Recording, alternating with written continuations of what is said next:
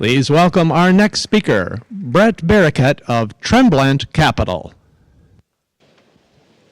Wow, thank you.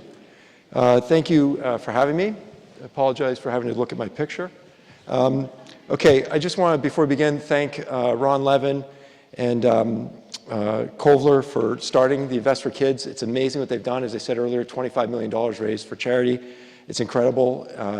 It's amazing that they've done this for so many years, that everybody comes out, and I'm happy to be supporting it. The task that they gave me today was to pitch a stock, and hopefully one that generates some alpha so that they can put it up on future charts. Oops, let's get past that. Put it up on future charts as one that's performed well. But there's different sources of alpha, right? It's not just what stock you pick that generates alpha.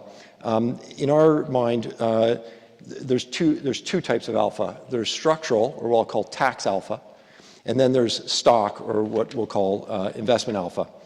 And the reason I bring this up is because I didn't know this, and we'll focus first on tax alpha. I didn't know this 3 years ago, and it's kind of embarrassing since I've been in the financial services industry for decades.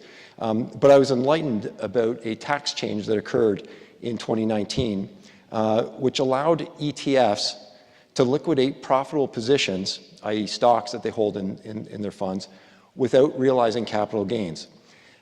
This allows one to own shares, so all of us can own shares in an ETF.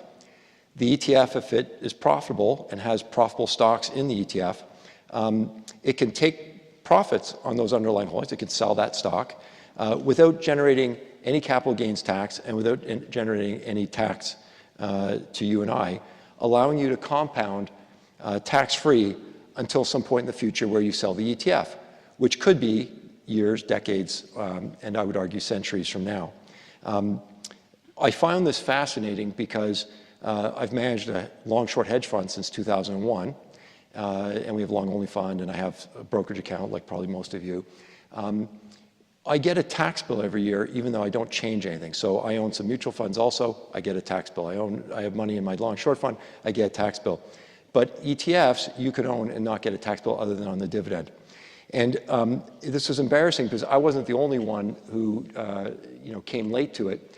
This rule change happened in 2019, but if you look at the flows out of mutual funds into ETFs since the rule change in 2019, it's over $5 trillion.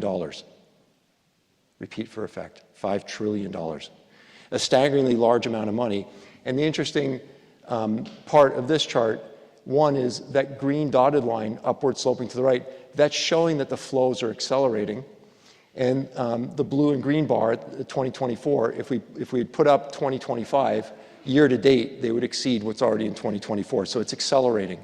So more and more money is flowing into ETFs as people like me get their brain around, oh, wait a minute, this is a better structure for tax alpha for compounding my trade. In fact, there are now, I read this yesterday, there are now more ETFs in the market than there are listed stocks. So most of you will go, well, that's interesting, but so what? Well, let's do it mathematically because we're all mathematical, quantitative people. So what this does is let's take a hedge fund, it could be any hedge fund, and let's make some assumptions. Easy assumption, let's say $1 million, we can put $100, I just picked $1 million. And let's assume a return of 12%. Let's make some assumptions about the tax rate. You live in Chicago, you live in Connecticut, you live in New York, you live in Florida.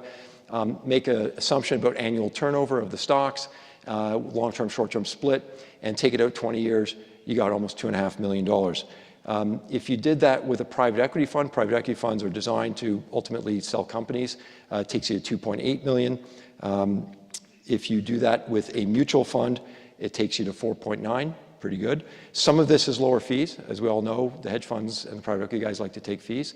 So a chunk of this is lower fees, but a large part of it is not realizing taxes. And then the last one, obviously, is the ETF. As I said, some from lower fees, but the majority from not realizing taxes.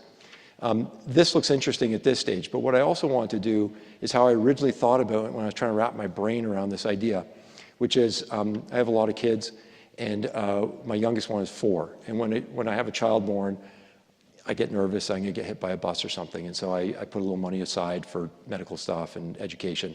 And I thought about my 4-year-old, and I thought, okay, his money that I put aside for him, I'm going to put into, so, we like this so much that we launched an ETF. The ticker's TOGA. You can learn all about it, TOGAetf.com. But when my son was born, I thought, well, what if he never needs the money? What if I don't get hit by the bus? And therefore he never touches it? Well, then the most tax efficient structure should be an ETF, and therefore I put all of his money into our ETF TOGA. And then I took it out 50 years, because I assume he'll be alive 50 years from now. So in the hedge fund scenario, after 50 years at 12%, you get 10 million. The private equity 17, the mutual fund 75, and the ETF 147. So exaggerate for effect, right? So I'm exaggerating the time horizon so you could see the shocking difference in compounding, and I call that tax alpha. And for those of you old enough to remember the 70s when we used to run these commercials, like, and if I don't have you convinced yet, we'll throw in some Ginsu knives. The Ginsu knife comment is what I didn't know is that you also get a step-up basis. So for example, if you own MasterCard stock and you've owned it for years and you pass, you can pass that stock on to your heirs, and the gains get wiped away in what's called a step-up basis. ETFs are the same thing. I believe mutual funds are too, but I'm not exactly sure. But your heirs get a step-up basis on that, eliminating all appreciated gains.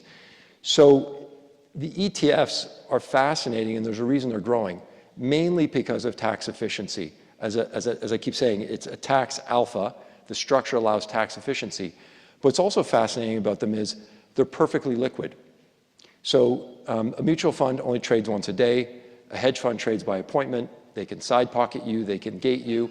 And so an ETF trades just like the basket of underlying shares. So if the underlying shares that the ETF holds are liquid, and you come in, you buy $5,000 of that ETF, they just go buy pro rata all the shares. And if an hour later you came to sell that ETF, they just pro rata sell all those shares. So it's perfectly liquid, trades exactly like a stock, 9:30 to 4 o'clock New York time. As well, they're perfectly transparent. By law, because there are some catches to these things, by law, every ETF has to disclose every 24 hours 100% of what they own. So if you go again using our example, TOGAetf.com, you'll see there's a button to click and it'll say portfolio. And there you can see every 24 hours what we own. There's no minimum investment. You can buy one share. You can buy a million shares. There's great governance. You can do it from any brokerage account, whether you're at Schwab or Robinhood or Fidelity or Vanguard, you can buy from all of them. There's no subdoc to fill out. There's no redemption notice. My favorite, there's no K1. And actually my real favorite is it's anonymous. My feelings won't be hurt if you bought a share and then you sold it, because I won't know. It's my favorite part of running the ETF. So that's part one, which is tax alpha.